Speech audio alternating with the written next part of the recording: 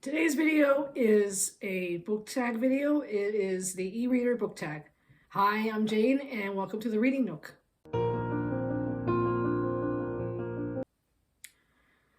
Hello everybody, and thanks for joining me. It's been a while since I've posted a video and I apologize for that. A lot of things happened the last couple of months. I was on vacation visiting family from June and July, and then right before I was supposed to come back, I got sick and started coughing and coughing and coughing, and I was so hoarse I couldn't speak, and the coughing was just so bad I just couldn't post any videos. So I'm back now, and my coughing is a lot better. So this will be my first video in a couple of months, and so what we're talking about today is e-reading and e-readers, and there's a set of questions here, and I got this video idea from Sarah from the Bookish Knitter. I will post a link of her video in the description. So there are eight questions here, and question number one is, what was the first e-reader you ever owned? What was your reason for getting one? And were you a reluctant convert or an eager one? My first e-reader that I owned was, I believe it was a Kobo Touch. And I believe I got that one around 2015, I think it was. And it's just one of those smaller e-readers. It was not very big. I think that one lasted about a year. And then I got the Kobo Glow. And that one was also one of those smaller ones as well. And I think after a while, I just couldn't turn the device on. So then I decided to go into the Kobo Aura 1. And that one is a larger e-reader, and I got that one in 2017. I still have that today, and it still works. It still runs great, and unfortunately it's discontinued. Kobo doesn't sell it anymore. They sell like the Kobo Clara, and I think the Kobo Sage, I think is another one. But so once my Kobo Aura 1 decides to go along, decides to stop working, I will probably get a Clara, I think, because that one doesn't have the page turn buttons. I'm not really into that. I like to be able to touch the screen to turn the pages. And the Aura one, the power button is on the back of the device. So I really like that. And what was my reason for getting an e-reader? I like to read. I read a lot, and I'm really into going to libraries, so I found that lugging around a lot of books was cumbersome. And having the e-reader was just so convenient. You can store so many books on the device, and you can take it anywhere. And in the summertime when it's warm, I like to sit outside and read on my e-reader, and there's no glare on an e-reading device. So that's great, because you don't have that glare when you're reading on your iPad or your phone. You have the glare that you have to contend with, but on an e-reader you don't have that. And was I a reluctant convert or an eager one? I was eager. I wanted to get into it right away. And well, number two, what e-reader do you use now, and what e-readers do you own? Well, like I said in the first question, I have the Kobo Aura 1, which I'm using now. And that's pretty much the only one I use. I read on my iPad and my phone as well. But for e-reading, if I wanted to read outside or if I'm traveling, I would read mainly on my Aura 1. Question 3, do you read digitally on multiple devices or always on the same device? And if you use multiple, how do you decide which one to use? And like I was saying, do I read digitally on multiple devices? Yes, I do. I have my Aura 1, and my phone, and my iPad. And usually I will read mostly on my iPad. But if I have other books that I don't have on my device, on my iPad or my iPhone, I will read on my Kobo Aura 1. And how do I decide which one to use?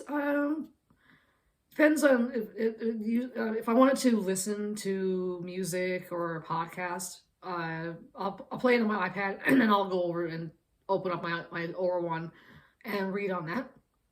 I think I need to, at nighttime I usually listen to audiobooks, but if I want to actually read, I probably would bring over my Aura 1 to read on it. because it's just easier on the eyes. Question 4, do you still read physical books? And if so, how do you decide which format to read a certain book in? I don't really read physical books anymore. I'm mostly reading ebooks.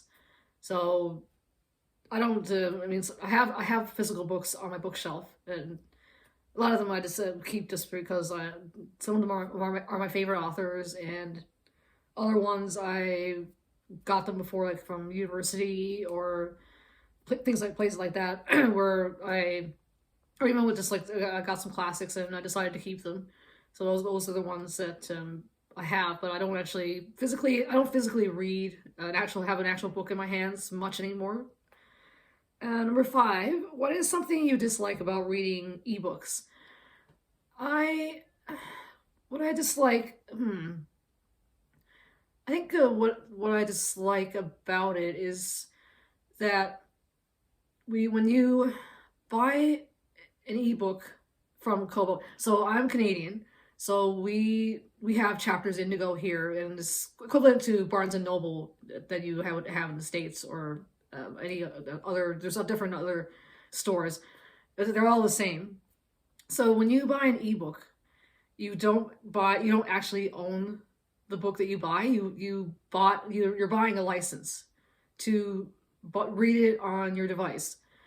So that kind of thing, that one I don't quite understand why that is. If anybody here, if you that are watching, that are in the publishing world or know anything about how ebooks are sold and distributed, if you're gonna explain why that is.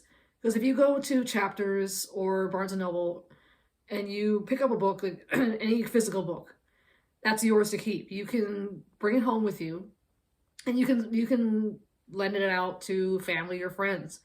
But with an ebook, you can't do that.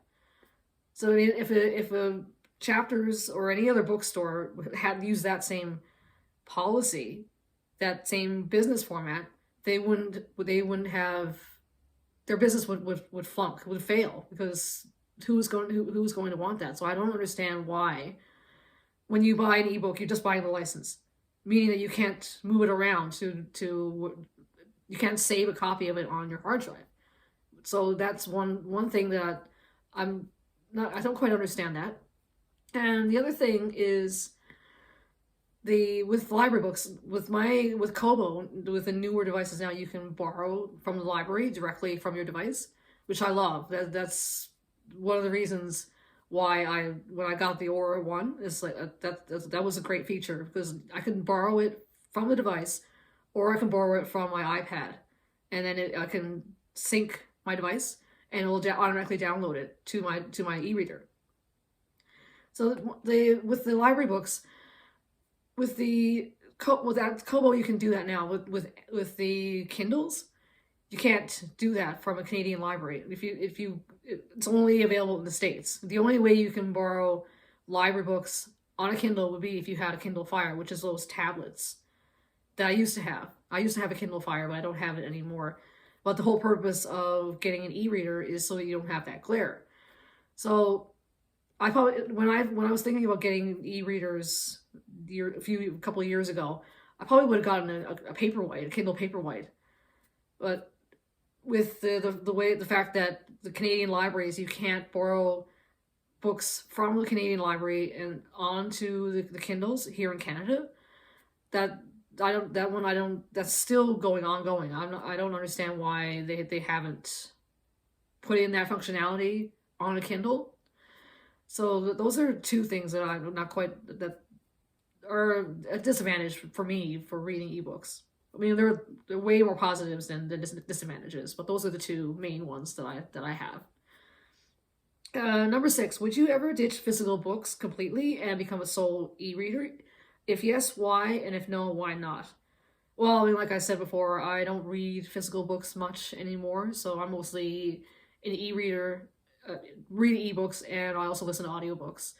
So I like going to the bookstore to flip through books, but I don't think I would get physical books, because there's not a whole lot of room on the bookshelves. I only have one bookshelf here. I actually have a couple of other ones, but I don't I'm not a collector of books, so I don't feel the need to have physical books. Number 7, where do you get your books from? Kindle store, library loans, or third-party websites? I get mine from the library mostly, and I've gotten some books online, like those classics that are out of copyright, so they're public domain. So I mostly get it from there, but mainly I get my books from the library. And yeah. And the last question is tag some fellow YouTubers, or booktubers rather. So I would just I don't think I have anybody that I would actually tag specifically, but I will give it over to you guys on YouTube here that would like to do this video. So tag your it, and thank you for watching. I hope you enjoyed, and I will see you in the next video. Bye.